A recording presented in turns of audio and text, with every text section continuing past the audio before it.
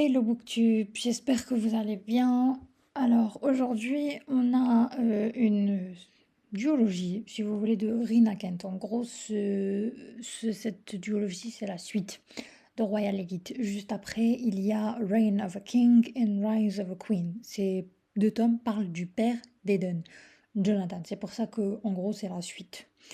Maintenant qu'ils sont finis avec les enfants, on revient aux parents. Bon, en général, c'est l'inverse, mais bon, l'histoire est quand même très bien. Alors, Jonathan, je pense que je l'ai déjà présenté dans la vidéo d'Eden. C'est un mec hyper puissant, hyper riche. Limite, tout le monde tremble parce que c'est le mec qu'il faut pas énerver. Si tu l'énerves, il va te supprimer comme ça. Plus personne te fera confiance, plus personne ne fera d'affaires avec toi. C'est vraiment le mec à pas énerver, quoi. Et il y a bien sûr Aurora. Aurora qui est la belle-sœur de Jonathan. Parce que Jonathan avait épousé Alicia, donc la mère d'Eden, mais elle est décédée dans un accident de la route. Ça fait plusieurs années. Et au mariage d'Eden et de Elsa, Aurora débarque parce que elle veut voir son neveu, deux, elle est en train de faire faillite, son entreprise est en train de couler et elle veut la sauver avec l'aide du père d'Elsa, Ethan Steele. Sauf que c'est pas le père d'Elsa qui va repérer Aurora en premier, c'est Jonathan King. Et dès qu'il la voit, la ressemblance avec sa femme Alicia va le frapper de plein fouet, si vous voulez. Et il se dit, c'est Aurora. Et il en a vraiment, il est au bout de sa vie, il est très énervé parce que il revoit l'amour de sa vie devant lui, mais il sait que c'est pas elle. Et c'est pas le genre de mec à partager ses émotions, c'est un homme très dur, très froid, qui ne dit jamais ce qu'il ressent ni ce qu'il pense. Et du coup, ben, Aurora, elle va se retrouver dans sa ligne de mire, parce que maintenant, il n'a plus qu'une obsession, c'est de détruire cette femme et de savoir qui elle est, pourquoi elle est là, qu'est-ce qu'elle veut. Il va pas tarder à le découvrir. Et il va, comme d'habitude, à la Jonathan King, avoir un coup d'avance sur tout le monde. Elle a demandé l'aide d'Ethan, mais le temps que Ethan, genre, il signe le contrat, le mec, il a racheté toutes les actions de l'entreprise d'Aurora. Et il est maintenant le principal détenteur de son entreprise, quoi. Les actions, toutes les actions sont à son nom. C'est à Jonathan King, c'est à King Enterprise. Elle est choquée, elle sait pas quoi faire, mais c'est trop tard, hein. Elle peut pas les racheter parce que en fait, elle avait un investisseur, si vous voulez. Cet investisseur lui avait promis qu'il les vendrait pas avant de la contacter et de lui dire au moins à qui il les vendait. Mais vous vous doutez bien que Jonathan King n'a pas des méthodes conventionnelles, donc il l'a convaincu de signer, au grand désarroi d'Aurora. Et du coup, elle va se retrouver dans une espèce de quiproquo, parce que Jonathan veut qu'elle emménage chez lui. Il la veut, il veut qu'elle soit près de lui et tout ça. Et il lui fait limite du chantage. Tu vas adhérer à toutes mes conditions, y compris le fait de vivre avec moi et d'être sa fausse petite amie en public, si on peut dire. Et ben voilà quoi. C'est en gros ça l'histoire de Reign of a King et Rise of... Non, plutôt Reign of a King. Rise of a Queen, on va en parler un peu plus tard. Reign of a King, c'est vraiment ça. Ils vont apprendre à se connaître, à laisser tomber les barrières. Il y a beaucoup de BDSM là-dedans, hein. Jonathan, c'est pas un tendre, même dans les parties les plus intimes de sa vie, il faut qu'il en jette. Si vous voyez ce que je veux dire. Anyway, donc du coup, je vous ai pas dit ça, Aurora, elle tient aussi des casseroles, parce qu'il faut savoir que c'est la sœur d'Alicia, mais c'est sa demi-sœur, donc elles ont la même mère, mais elles n'ont pas le même père. Le père d'Alicia, il est mort, ça fait belle lurette, et le père d'Aurora, il est encore en vie. Et c'était un tueur psychopathe. Voilà la chance d'une vie, Aurora.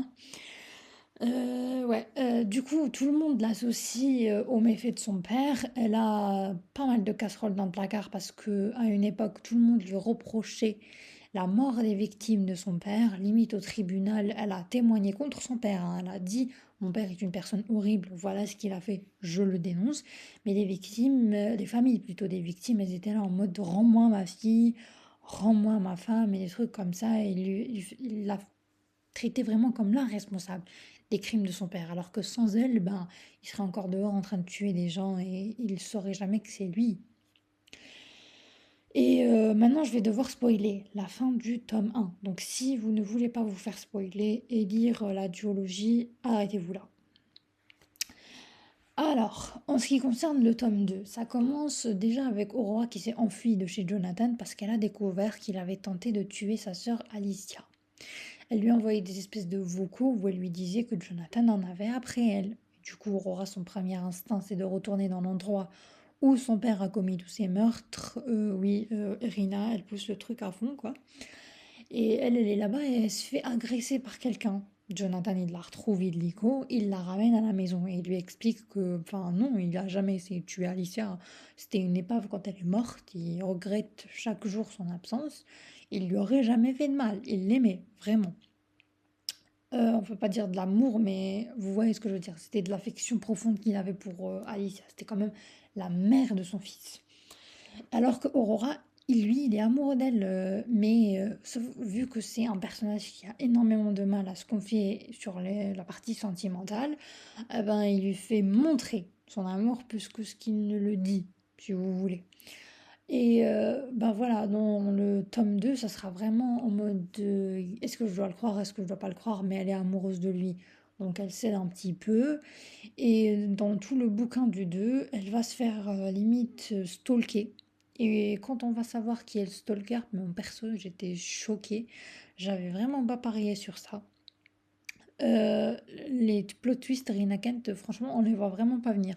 Elle te donne même pas un petit indice dessus. C'est juste boum. Et là, t'es en mode waouh. Une bonne duologie, je trouve. Bon, ça m'a pas autant plu que Deviant King et que Cruel King, mais ça se défend très bien. Franchement, j'ai grave kiffé et je vous recommande cette duologie.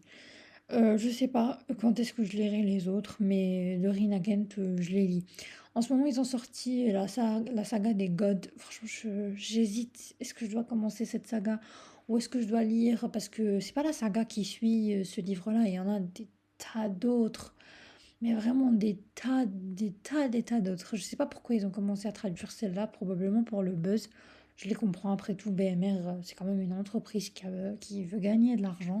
Et la saga God, elle était très très très demandée.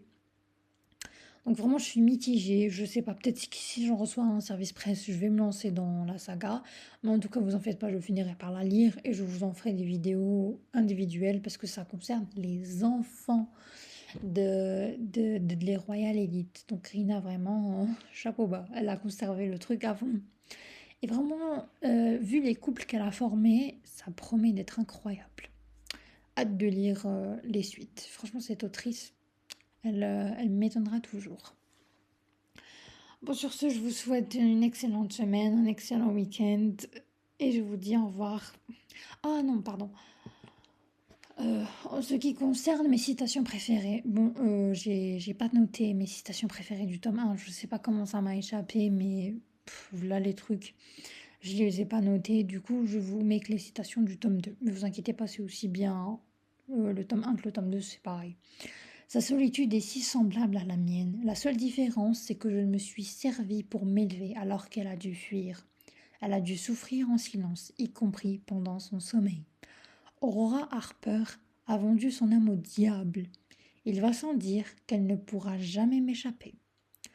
Mais putain, comment laisser partir la partie manquante à ma vie alors que je l'ai enfin trouvée? Un soupir me quitte lorsque je me retrouve piégée par ses yeux gris. C'est un drôle de soulagement, quelque chose que j'aurais jamais cru ressentir en voyant Jonathan.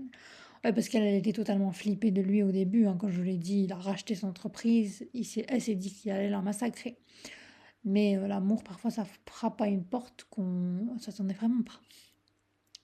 Y a-t-il une seule personne que tu perçoives comme un être humain plutôt que comme quelque chose que tu peux acheter? Toi. Ah, ça, je trouve ça trop mimi.